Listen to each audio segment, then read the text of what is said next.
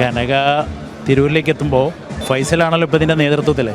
ആദ്യം ആ വ്യക്തിബന്ധം പറയുകയാണെങ്കിൽ ഒരുപാട് സന്തോഷം, ഒരുപാട് സഹായമനസ്കതയുള്ള, ഒരുപാട് നന്മ കാത്തു സൂക്ഷിക്കുന്ന ഈ മേഖലയിലൊക്കെ അത് ആവശ്യമാണല്ലോ. പ്രത്യേകിച്ച് ഇന്ന് പെൺകുട്ടികളെ വീട്ടിൽ നിന്ന് ഇറക്കി വിടാൻ, ഇങ്ങനത്തെ ചടങ്ങുകൾക്കൊക്കെ പ്രയാസം അനുഭവിക്കുന്ന രക്ഷിതാക്കൾക്ക് ഞാൻ പലപ്പോഴും അനുഭവസ്ഥനാണ്, നേരിട്ടല്ലെങ്കിലും നമ്മൾ അറിയുന്നതാണ്. അപ്പോൾ അവിടെയൊക്കെ ഒന്നും നോക്കാതെ തൻ്റെ സഹായ ഹസ്തവുമായിട്ട് വരുന്ന ഒരു വലിയ മനസ്സിൻ്റെ ഉടമയാണ് ഫൈസൽ. അപ്പോൾ ഫൈസലിൻ്റെ നേതൃത്വത്തിൽ ഇങ്ങനെ ഒന്ന് വിപുലപ്പെടുത്തി, കനകയുമായി ടൈപ്പായിട്ട് ഈ ജ്വല്ലറി ഒന്ന് വിപുലപ്പെടുമ്പോൾ മനസ്സിന് ഒരുപാട് സന്തോഷമുണ്ട്. നല്ലൊരു ആത്മാർത്ഥ സുഹൃത്താണ്.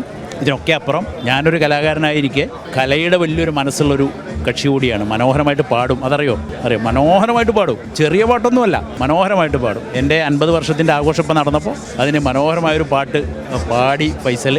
അപ്പോൾ അതിന് എൻ്റെ കൂടെ നിന്നതിൻ്റെ നന്ദി ഇപ്പോൾ അടുത്താണ് നടന്നത്. അതുകൂടി ഞാൻ ഓർക്കുകയാണ്. ഏതായാലും ഈ സംരംഭം വൻ വിജയമാവട്ടെ എന്ന് പ്രാർത്ഥിച്ചു.